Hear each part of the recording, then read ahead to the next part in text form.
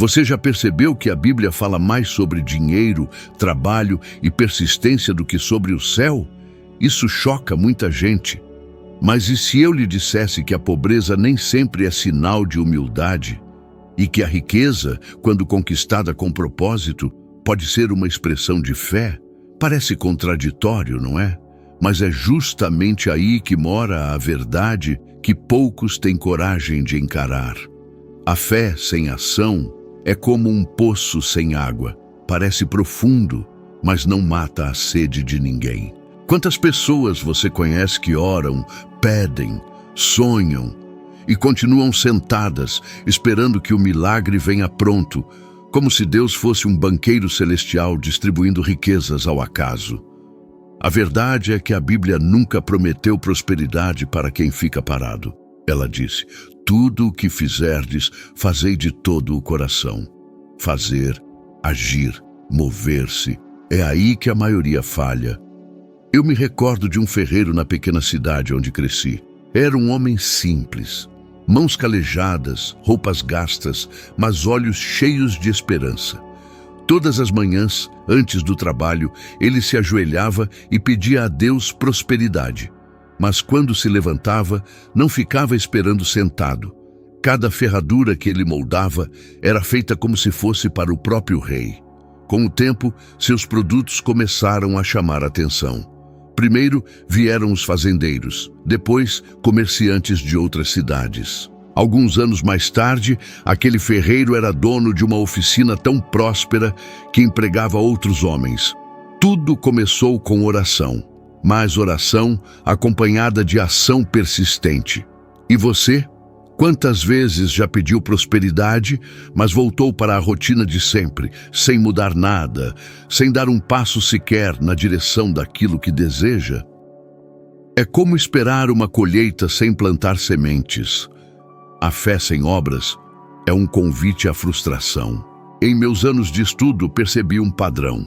As pessoas que prosperam são aquelas que unem duas forças: crença e atitude. Elas acreditam que podem, mas provam sua fé todos os dias com atos concretos. Vi isso acontecer com pequenos agricultores, vendedores ambulantes, professores, pessoas comuns que, sem perceber, estavam aplicando princípios bíblicos de maneira prática. Certa vez, durante um período difícil da minha vida, quando minhas contas estavam atrasadas e os jornais não queriam mais minhas colunas, decidi colocar esse princípio à prova. Em vez de ficar me lamentando, passei a escrever todos os dias como se alguém estivesse pagando caro por cada palavra. Enviei artigos para dezenas de revistas e jornais, sem saber se alguém publicaria.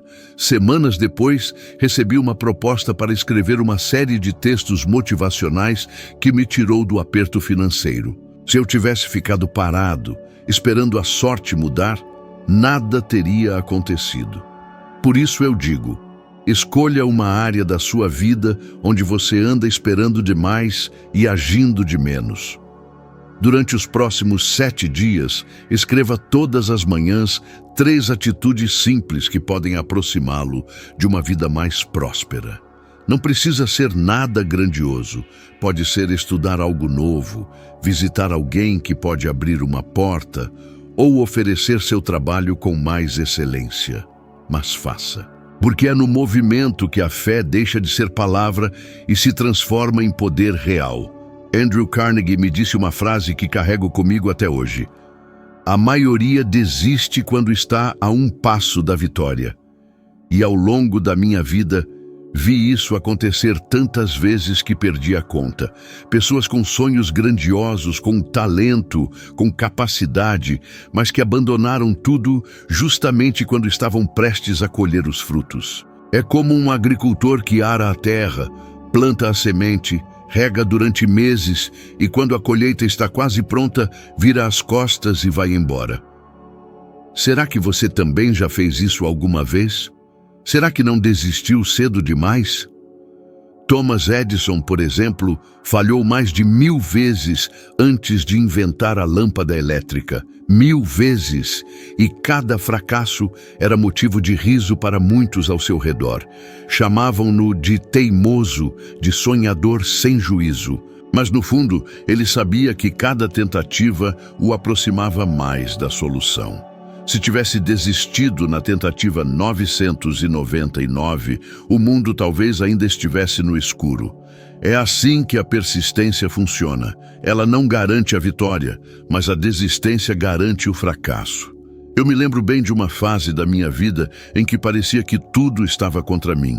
Eu escrevia, estudava, fazia palestras em pequenas cidades, mas não via grandes resultados. Certa vez, para pagar o aluguel, tive que vender minha máquina de escrever, a mesma que eu usava para criar os textos que acreditava poder inspirar pessoas. Vender aquilo foi como arrancar um pedaço de mim, mas ainda assim não parei. Escrevia à mão quando não tinha outra opção, e foi justamente nessa época de maior dificuldade que recebi o convite para desenvolver um trabalho que mudou o rumo da minha carreira. Se eu tivesse desistido, se tivesse acreditado que aquilo era o fim, nada disso teria acontecido. Quero que você pense agora em quantas coisas já abandonou na sua vida porque achou que estava demorando demais. Quantas vezes você começou um projeto com entusiasmo, mas quando as dificuldades surgiram, preferiu acreditar que não era para ser? Será que não era exatamente aí, naquele momento de dor e incerteza, que você estava mais perto da virada? A persistência é como uma ponte invisível entre o sonho e a realidade. A maioria para no meio do caminho porque não consegue ver o outro lado. Mas quem continua, quem dá mais um passo mesmo quando parece não haver chão, acaba descobrindo que a ponte sempre esteve lá. Só não era visível para os que desistem cedo demais. Se você hoje sente que está lutando sozinho, que nada acontece, que o esforço não vale a pena, faça o teste de continuar mais um pouco. Dê ao menos mais uma chance para o seu sonho, porque talvez, só talvez, seja agora que você está a um passo da sua própria vitória. O medo é um inimigo silencioso, mas mortal. Ele se esconde nos cantos da mente e se disfarça de cautela, de prudência, de preocupação legítima. Muitas pessoas não percebem, mas é ele que aprisiona a maioria dos sonhos, que bloqueia o progresso e transforma oportunidades em arrependimento. Medo de falhar, medo de ser ridicularizado, medo de perder. Esses medos roubam de homens e mulheres aquilo que a fé e o trabalho poderiam conquistar. Conheci homens brilhantes, cheios de talento, que nunca abriram seus próprios negócios porque o simples pensamento do risco os paralisava. Quantos de nós já sentimos isso, mesmo que silenciosamente? Recordo-me de uma visita que fiz a Henry Ford, ainda no início de sua trajetória. Ele me contou que quando teve a ideia de criar um carro acessível para as massas, ninguém acreditava. Empresários riam, críticos chamavam-no de louco. E, no entanto, Ford prosseguiu, desafiando o medo que cercava cada decisão, cada investimento, cada risco. Se ele tivesse cedido, milhões jamais teriam conhecido o automóvel e o próprio Ford teria sido mais um talento desperdiçado. Esse é o poder do medo. Ele convence a mente de que desistir é prudente, quando, na verdade, é suicídio para a oportunidade. Eu mesmo conheci momentos em que o medo parecia sufocante. Durante meus primeiros anos escrevendo e entrevistando homens de sucesso, sentia-me constantemente inseguro sobre se minhas palavras teriam impacto, se os leitores me compreenderiam, se meu trabalho algum dia seria reconhecido. Foram semanas, às vezes meses, de dúvidas, noites em claro, tentando encontrar coragem para enviar meus artigos, para buscar aqueles encontros que poderiam mudar minha vida.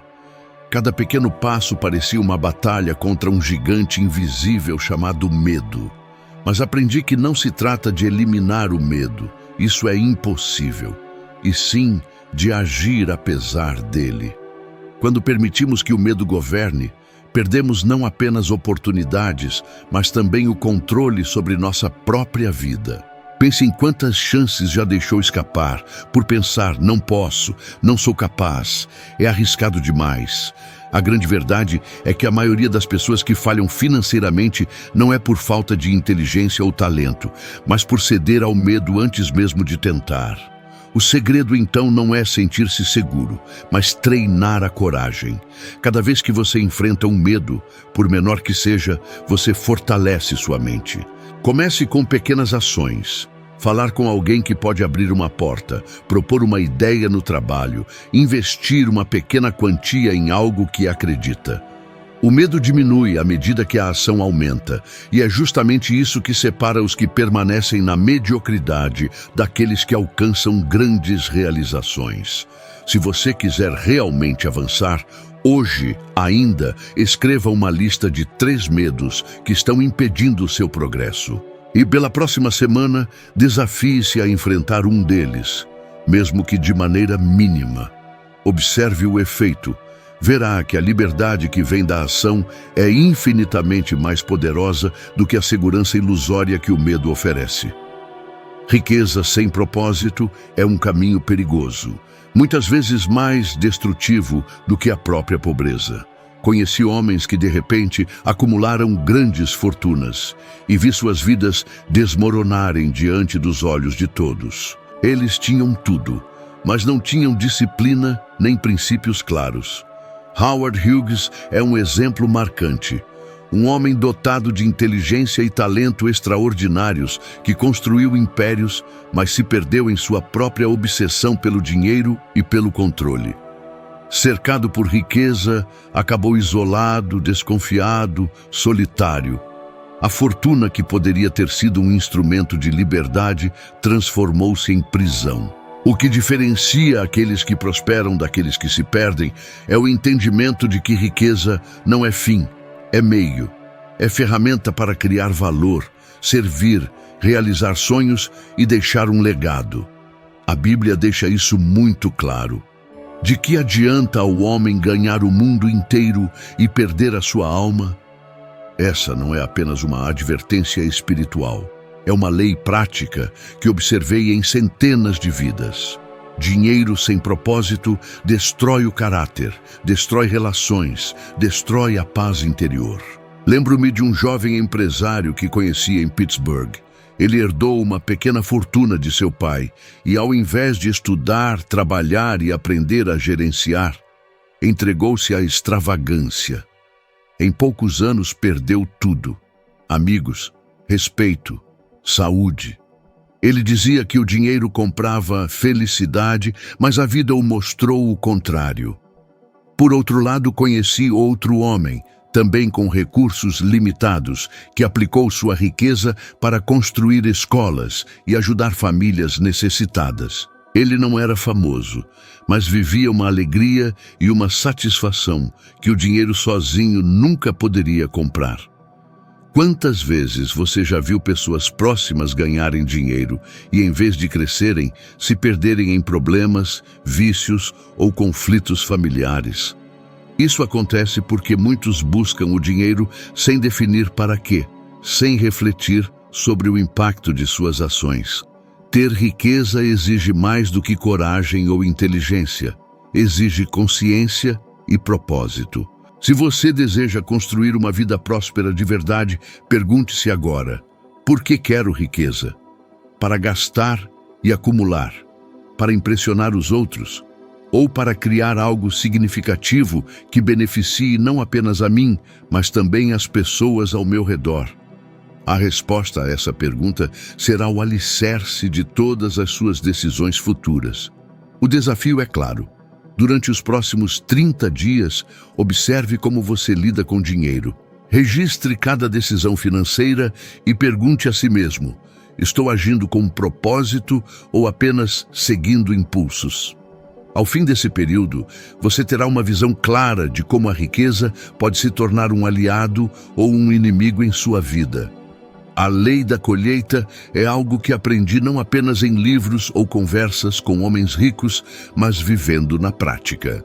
A Bíblia nos lembra Quem semeia com generosidade também colherá com generosidade. Não é uma promessa vaga, é uma lei universal, tão certa quanto a gravidade. Lembro-me de um período em que minha própria situação financeira era difícil. As contas se acumulavam e eu mal sabia como conseguir o próximo pagamento. Então, recebi uma pequena quantia de um amigo que me reconhecia como trabalhador honesto e persistente. Poderia ter guardado cada centavo, usado apenas para minhas necessidades imediatas. Mas decidi dividir parte com uma família que estava em ainda pior situação do que eu. Poucos dias depois, surgiu uma oportunidade inesperada. Um convite para escrever uma série de artigos para uma publicação importante, algo que transformaria minha carreira e traria estabilidade financeira. Não foi sorte, foi consequência direta de um ato de generosidade. O universo, ou como a Bíblia nos ensina, Deus, recompensou a ação alinhada com princípios corretos. É a colheita daquilo que se planta. E veja bem, não se trata apenas de dinheiro. A mesma lei vale para tempo, conhecimento, bondade. Quando você ajuda alguém sem esperar retorno imediato, cria uma energia que retorna para você de maneiras inesperadas. É estatisticamente comprovado que pessoas generosas sentem maior satisfação, alegria e propósito na vida. Esse bem-estar aumenta a produtividade, melhora a capacidade de decisão e até mesmo atrai novas oportunidades. Conheci empresários que aplicaram essa regra sem saber que estavam seguindo um princípio bíblico. Investiam parte de seus lucros em projetos sociais, educação e apoio a jovens empreendedores.